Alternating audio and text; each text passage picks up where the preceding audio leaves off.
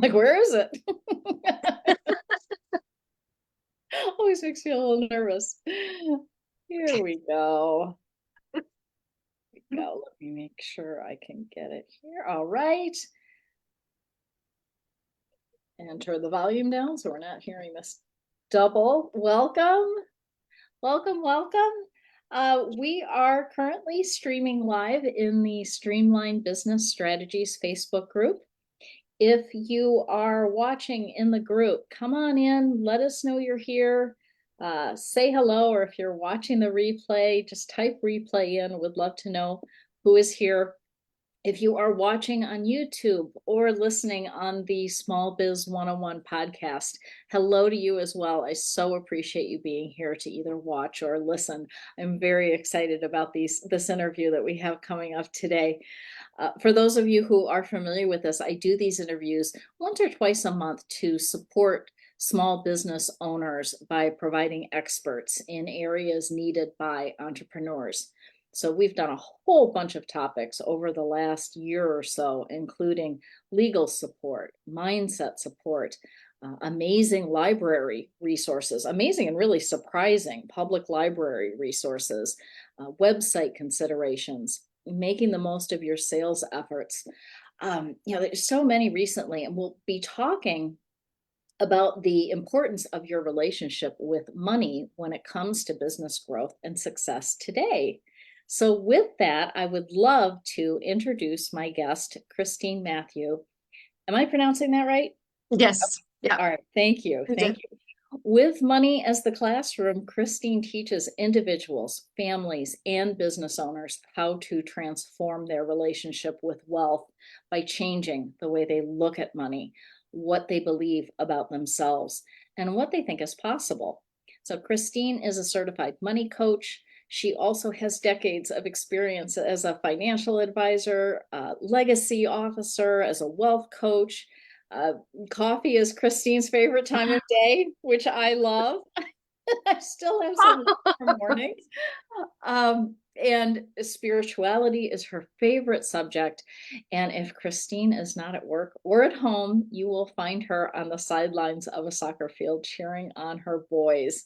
And I know many of you are watching or listening from the Western New York area. Christine's joining me here from East Aurora. So we've got a neighbor here to help guide us. So Christine, I'm just so happy to have you here with me. Thank you. Thank you. Thank you for having me here. This is great. So tell us, wealth coaching. What is wealth coaching about? It's such a great term. And what is it about, and how do you help others? Would love to learn a bit about that.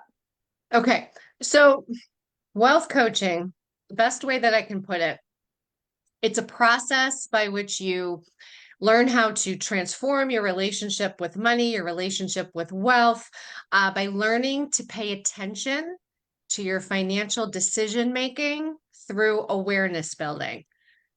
Right. And the way that we do that is that we follow a very specific step-by-step methodology where we illuminate and address one's often hidden patterns of beliefs and behaviors around money, as well as well-being.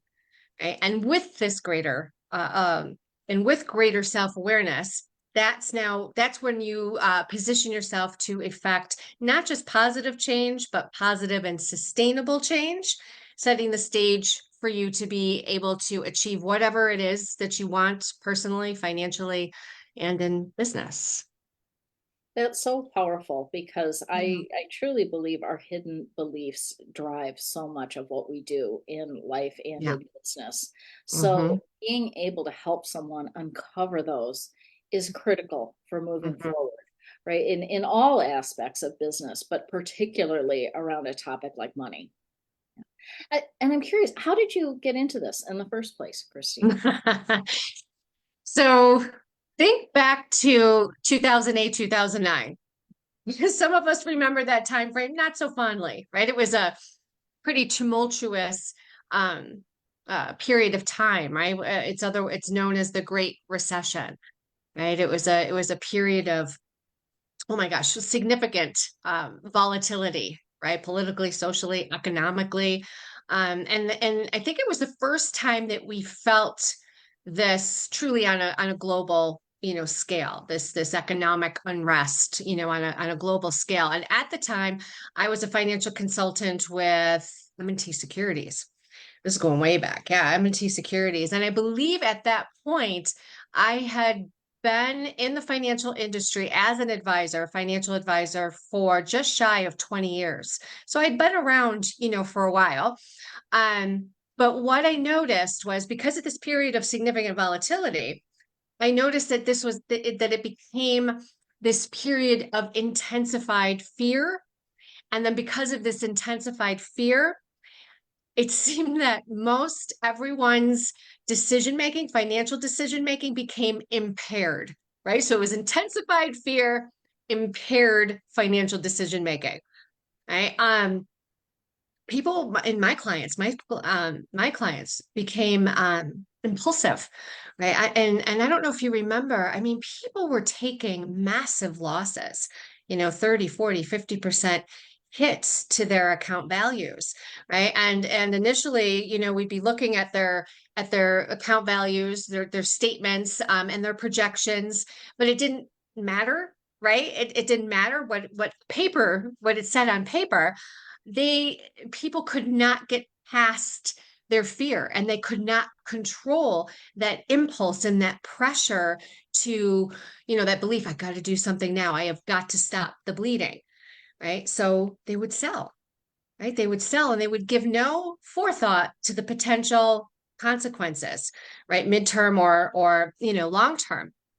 And that's when I noticed what I was missing. That's what I noticed what I was missing as an advisor. There was no one around, and we were not equipped to help individuals get a handle on their financial decision making process, right? So the missing piece was that lack of awareness, that lack of understanding of one's relationship with money, right? Those inner dynamics, the emotional and behavioral, patterns around money.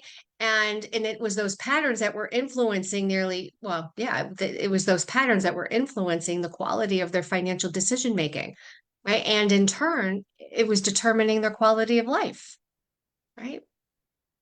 I love So that's kind of what spurred. I was like, oh my God. And I think at the time I myself had been working with a coach.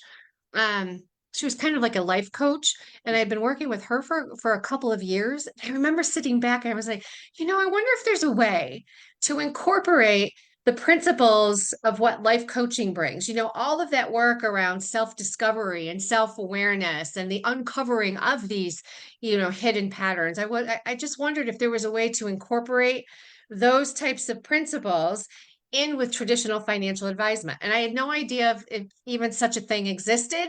But then a few months later, I ended up leaving M&T Securities, went back on my own, and that's when, ta-da, it kind of began to, reveal itself. And that's how I ultimately made the transition, into what I call wealth coaching. Yeah. Yeah, that is so interesting. And it just shows how you were able to, in your business, combine two of your passions, right? Yeah. Financial advising and the spirituality aspect of things, right? That Yes. gets really Yes. to the heart of so many of those fears and issues. I love how That's you right. did that. Yeah. Yeah. I, most people who follow any of these platforms where this interview will be are small business owners, typically very small businesses. So they're solopreneurs. Mm. I know you work with small businesses as a part of your practice. What are some of the most common money issues that you see come up for small business owners? And how do you Okay. help them with that? Yeah. Yeah. So I'm going to share with you two. There's Okay. more, right? There's more than two, but I think in the interest of time, there are two that I have seen or that I believe are the most prevalent. And I had even noticed this in myself because, before I joined Note Advisors, right? So I'm a wealth coach situated inside of a financial firm. So I've got people that do the traditional financial planning and investment management so I can just focus on the coaching. But before that, before I was situated inside of a financial firm, I was a solopreneur as well for almost, I think, 10 years or so. Yeah, yeah. So these were patterns that I noticed in myself that I had to deal with, right? I had to learn to heal, transform, shift. And then of course, in my work over the years with other, business owners and practitioners, these are patterns that I've noticed in them, right? That I've been able to help them overcome. So the first one, this is that, and this one isn't just a common money issue. It's also a chronic one, and it's chronic under earning, right? Chronic under, right? Chronic under Yep. earning. So this is typically symptomatic of a lack and scarcity mindset, right? And some of the language, right? Some of the internal language we may become, or we may be familiar with, or at least it's, if we do some of the digging around and bring it to into our awareness, some of the language sounds like, I'm not good enough, or I don't have what it takes. Right? I don't have I don't have what it takes to make this work, to build this, to make this bigger, whatever it is. I don't deserve it. Um, I'm not worthy of this, right? Mhm. There's Yep. what, right? Yep. There's no value. Well, there's no value in this. It goes against my principles, right? For those that are perceive themselves as more altruistic. It's a tough word to say, right? It could be this just goes against my principles. I'm just supposed to be of service, right? And what it is that I impart, I shouldn't be charging, a fee or for what I do. And perfectionism. So perfectionism can also can render or can show up as under earning, right? This chronic under earning. So what could this look like? So if you are just starting out, you might be struggling with establishing those initial fees or your pricing, right? Whether it's a product or a service, right? So you struggle at arriving at that fee or at that pricing. Maybe you've been in business for a little while and you're ready to expand, right? Or perhaps because now you've got more experience under your belt, um, it demands greater value. So you want to increase your fee, but you've got resistance, Mhm. right? You're resisting increasing that fee. Or perhaps you feel guilty, right? So the individual that was saying it goes against my principles, right? What I do, I just want to be of service. I can't charge somebody for this. But then you realize, I still got to be able to live in the world. I still got to be able to pay my bills, right? So you charge and then you feel guilty, right? Then you feel guilty. You feel as though you've done something wrong. What else? You could see your pricing or your fees as a cost versus a payment for someone, right? For your client or your customer, right? Meaning you are going to receive payment for whatever your product is or whatever your service is. And then yes, you feel guilty because somewhere in the back of your mind, you feel as though you might be shortchanging them. Oh, they're not going to get as much value as I think that they're going to receive, right? So they become the loser while you become the winner type of thing, right? It's not an equal, exchange. Thereby, it's a cost. You could also be assuming that your potential client or customer is going to see your fees as a cost to them, right? Rendering themselves as the victim and then you, the business owner, as the thief, right? When we bring an attitude of cost, there's always a winner and loser. But when we bring the attitude of payment, all parties are benefiting, right? We're not cutting ourselves off from receiving in any capacity, right? So that could show up in under earning, right? That pattern of under earning. You could be trying to force a sale, or if you're desperate to make a sale, what do you end up doing? You slash your prices, you discount, right? Okay. What else? Language. I'm stuck, or I can't seem to up level my business. I want to expand, but I just can't take it to the next level. Right. That too could be symptomatic of of a pattern of under earning. But it could also have that whole the language of I'm stuck could also take on two different meanings, right? So it could show up as you establish a revenue goal, right? You set a goal and you miss it, right? You miss it. And for whatever reason, things didn't work out the way you wanted them to. So now it's preventing you from being able to move forward in other ways. Another way to look at this, though, is perhaps you set your goal and you didn't just hit your goal, you actually smashed it out of the park, right? You hit it right out of the ballpark. But instead of feeling ecstatic and thrilled, you still have this feeling as though, wait a minute, that's it? That's it? You kind of feel like, gosh, I thought that there would be more to this. Like they're all like you're missing something, right? Like even smashing your goals wasn't enough. You still feel dissatisfied, right? Or unfulfilled, right? So that too is connected with that pattern of under earning. I know it sounds wonky, but it's connected, with that. Yeah. So that's the first. That would be the first money issue, chronic money issue that I see in business owners. Oh my goodness. And there's so many elements within that. Yes. Oh, and as you're describing it, different clients that I see, especially early on coming to me, they're popping up for each one of those examples. And like Yeah. you were sharing too about the term cost versus payment. Hmm. Hmm. In my mind, the payment was also investment, right? Yes. Right? Yes. There's different connotations for that transaction that can either empower or disempower the transaction. Absolutely. So, oh my Absolutely. goodness, yeah, so many. Hmm. So related to that, and all of those different elements, may I ask that what would you recommend to a business owner who is facing those various mindset issues?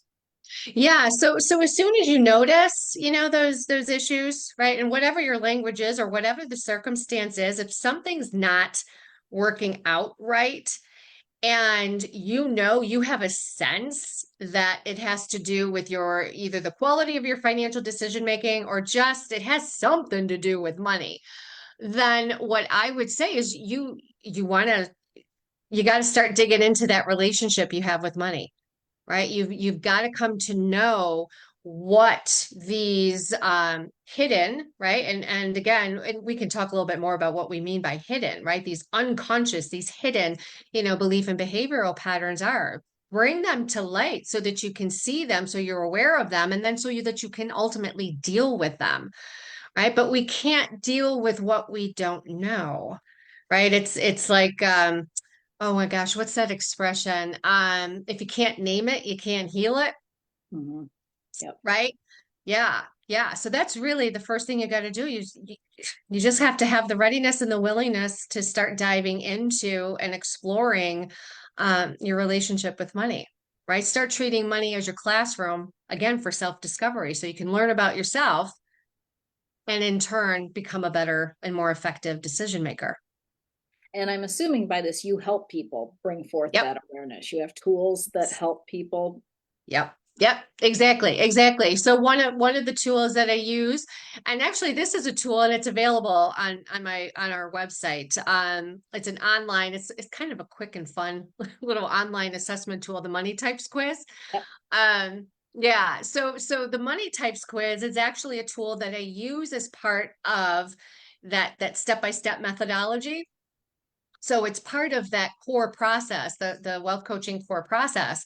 But it's also a great conversation starter. So if you're someone that's curious about what it is that we're talking about here today, then allow yourself to kind of dip your toes in the water by taking the Money Types quiz.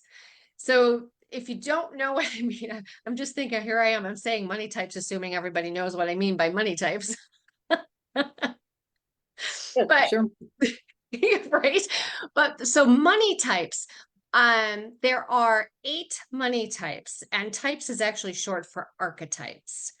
Right. So some individuals might be, if you have some background in psychology or spirituality, right? Because spirituality, individuals like Carolyn Mace and Joseph Campbell, and I can go back further, like Thomas Merlin, right? They all, and Carl Jung, right? So these all these individuals um worked with archetypes, right? And the way that they worked with archetypes and their clients was so that clients had a way to see themselves better, right? Which gave them, again, just greater knowledge about themselves, a greater understanding about themselves. So it's a wonderful way to learn about yourself, but in through the context of money. So these 8 money archetypes are true to the Jungian archetype. So the words, the word, and I'll tell you what the 8 words are, but the words are true to the Jungian archetype. So nothing is made up. We didn't deviate and make up our own own uh names for these money types. So it's the innocent, oh my gosh, the innocent, the victim, the warrior, the martyr, the fool, the creator artist, the tyrant, and the magician. So those are the 8 money types. And each one of those has certain characteristics and tendencies that relate to patterns, right? Our belief and behavioral patterns around money, right? So to give you like a quick example, the warrior. So the warrior is actually one of the 8 money types that we want to be of active influence in our financial decision making, right? The warrior, think of the warrior as being the master of the financial or the physical world. Right. So they're task oriented, they're goal oriented, they are decisive, they're confident, um, they're really good about following the advice of others. And when I say others, I mean the advice of specialists and professionals, right? People that they can trust and that truly specialize in a given area. So you want warriors, right? Because they are your action takers. The money type the ideal money type, the money type that you want to be a primary influence is the magician, right? Because the magician is the money type that represents, oh my gosh, non-judgment, right? They can see the bigger picture, the full picture, and they can do so as the silent and objective observer, right? The magician has learned all of their lessons from the past, right? So they don't hang on to old wounds like the innocent does or the victim does, right? They've really learned from their past, and all of those lessons bring great wisdom to their decision making, right? Helps them to be impartial. The magician is also, oh my gosh, uh, really clear about their core values, right? And not only are they, when it comes to decision making, not only are they aligned with their core values, meaning they know how to ensure that it's their core values that are driving the decisions, right? Financial and otherwise, right? And the reason why they're able to do that is because magicians know how to slow their thinking process down and arrive or come back to the present moment, because the magician knows that all good and right and effective financial decisions can only come from the present moment. I'm So that's curious. just a Yeah, no, it's so interesting. And I'm wondering, are there, do people change types? It sounds like the goal is to become more of the magician and more of yes. the warrior. So does Yeah. that happen? Yes. Yeah. Mm-hmm. Yep. Yeah, because once you start digging in and you begin to shed light on the patterns that are actually working against you, right? So there are certain attributes and tendencies of, well, victim is a good one, tyrant, right? That's the cool thing. That's kind of the nice thing with these Jungian archetypes. These are very familiar words. We actually speak an archetypal language and we don't even know it, right? Because when you think of tyrant, you have an instant image, right, that comes to mind. Oh, yeah, I already have. It's like this intuitive knowing of what the tyrant is, what the tyrant looks like, and how the tyrant might operate with money in your world, right? Right? Because you think about it, right? Well, we're business owners, so some of us might have some control issues. Right? We might be quick to frustration. We might be quick to becoming angry and frustrated.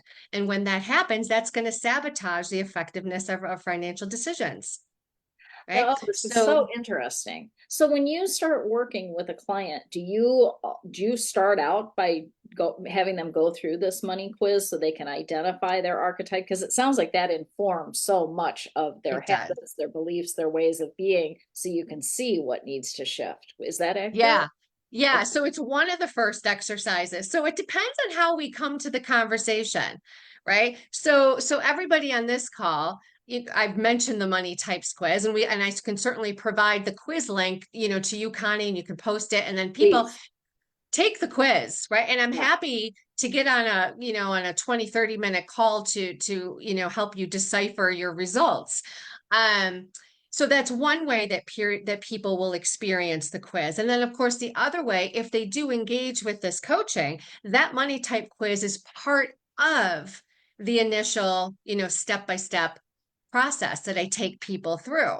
So it's also combined with the money biography and money history, right? So we're going to delve into your money history, because it's not only is it important to bring to the surface what these patterns are, it's also really important to see where they came from.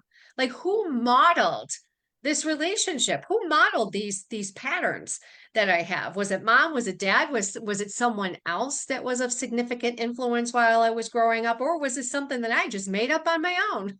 Yeah. Which Yeah. happens, Yeah. right? Which happens. The funny thing is, and I remember when I first learned this, and this is part of not just psychology, but it's part of neuroscience too, that between the ages of 2 and 12, that's when we are developing our relationship with money.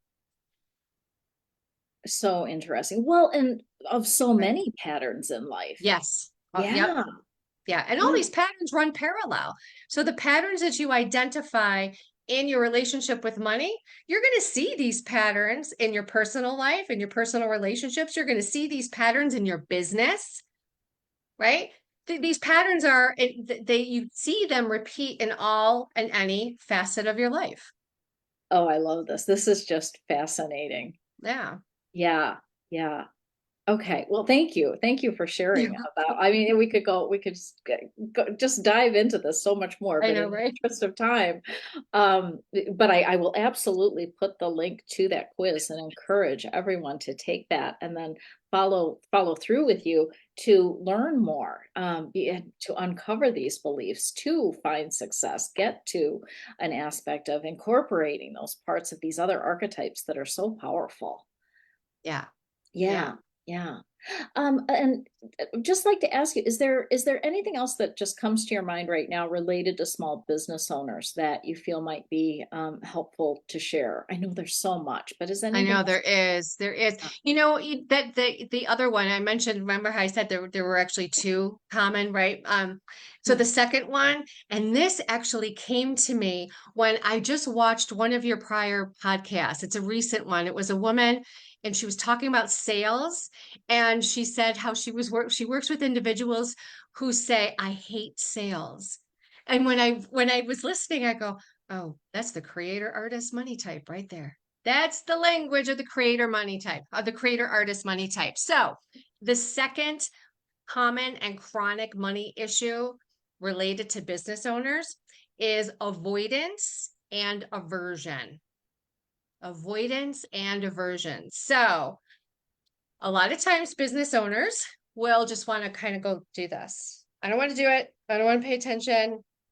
Someone else deal with it. You take care of it, right? I don't want to deal with money. I don't want to think about the money, right?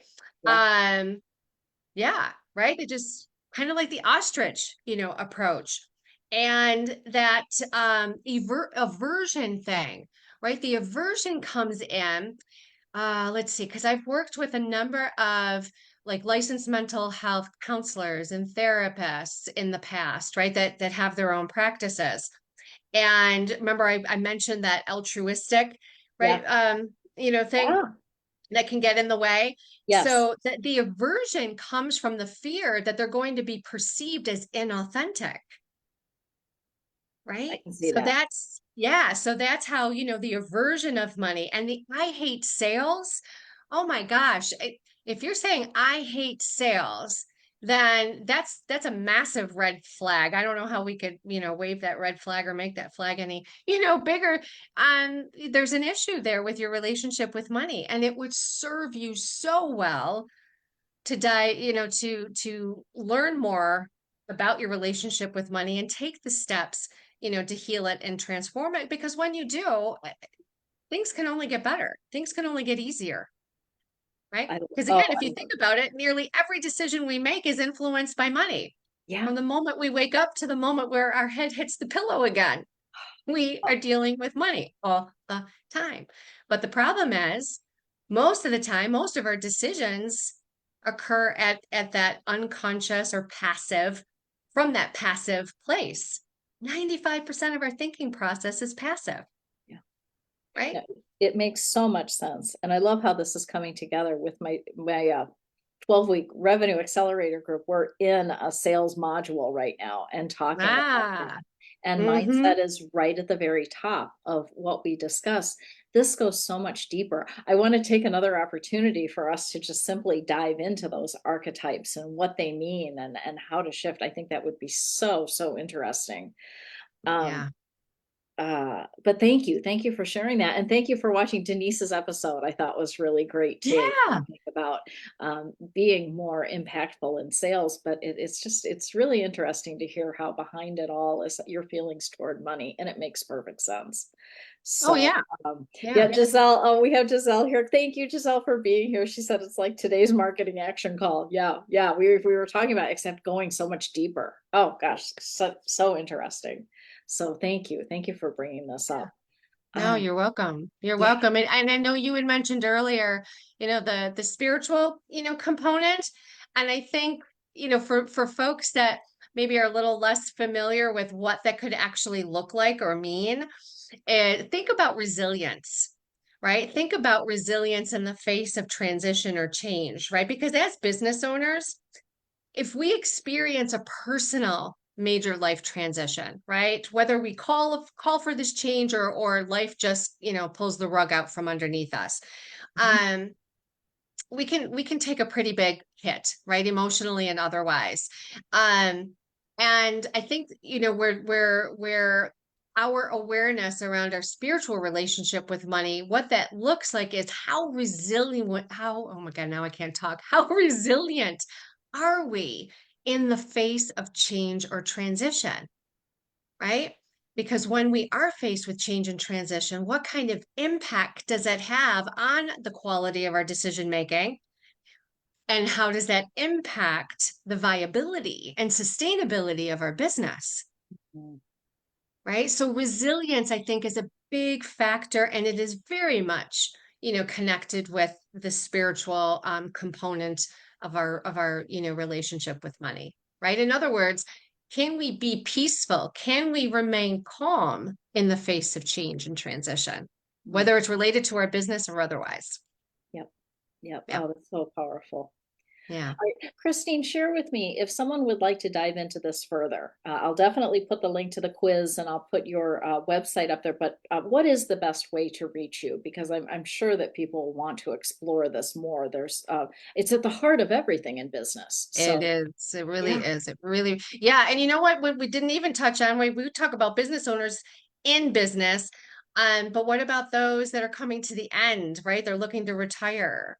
Yeah. So individuals that are looking to sell their business, that's another, big one. Hard for many to let go because their business ultimately becomes their identity, right? Yeah. So they have difficulty in value, business valuation, and then ultimately the sale of that business. So they're, so that comes into play as well. Right. It's so Um, interesting because it's at all stages of the business, right? all When someone stages. is starting out, Yeah, as they're growing and shifting and tweaking and fine tuning things as they're coming to that maturity stage. And I that's right. imagine different beliefs and habits come into play at those different levels. And it's so important to be aware of the money mind that's going on behind that. Yeah, absolutely. And those money types too, they can shift and change. It's not a personality test, Yeah. right? When you take the money types quiz, it's an indication of of what is currently of influence. So you could take the quiz, today and then do some work, right? Make those changes. And then let's say a year from now, something happens, right? And now what you made passive is now active again. It's now, you might see different patterns, negative patterns show up that weren't there before. So it is a dynamic, relationship, as we know, because life is dynamic. It's not static. Yep. But how to reach me? So probably email Christine at noteadvisor.com. And I'll be sure to put this in the Yep. comments with the video and with the YouTube and podcast show notes for sure. Yeah. Okay. Yeah. Email. Yep. Mhm. Yep. So the email address, the money type quiz, because once you land on the money type quiz, now you're on our site. So you'll be able to. My blog is there. I've got some blog articles there. There's a resource tab. If you click on that, there's blogs there. Oh my gosh, I'm trying to think where else. Probably email and that money type quiz is going to be the easiest and quickest way to reach me. Oh, and I think people are going to be fascinated by that. Giselle brought up another great point here that, uh, like boundaries, the Yes, moment matters. Finances and how we feel about them shifts too. Absolutely, Giselle. absolutely. Such a good point. Yeah, yeah, absolutely. Financial boundaries, establishing financial boundaries with your kids, Hmm. and within the context of your business. Oh, such great information. Yeah. Well, Christine, if we're going a little bit over here, but if you don't mind, and this is completely off the top of my head, but I'm thinking, is there something else anything else that's come up for you during the course of the conversation that has triggered in your mind that you'd like to share for small business owners that maybe we haven't covered so far? And it's fine if there's not. Yeah, I This has been so don't think fascinating. so. Okay. Yeah, no, I don't think so. Yeah, no, and I think if your listeners, again, if you're curious, by all means, feel free to take that money type quiz. Take it, and I'm more than happy to have, like I said, a half-hour Zoom conversation with you to dive into your results, because it's really that's when you dive into those results, that's when you're going to get a better understanding of what all the 8 money types mean, right? What they mean, what they represent, and how they're influencing. Perfect. Um, yeah, your Absolutely own your perfect. own decision making. Yeah. Well, Christine, thank you so much. Thank you You're very welcome. Thank much. you. And thank you to our audience, whether you're here in the Facebook Live, on YouTube, or listening on the podcast. Very much appreciate you being here. And I'm sure you took away some wonderful nuggets of gold away for your own business. So remember, go in there, take that money quiz, contact Christine if you're curious about improving your wealth mindset. Christine is amazing for wealth coaching support. And go to my website, scatteredtostreamline.com. If you're looking for streamlined strategic growth in your business, you can download a free copy of my Maximize Your Profits guide right on our homepage. So, cheers to streamlined business success and a great money mindset to everyone That's here. right. That's right. Yes, thanks for being here, folks.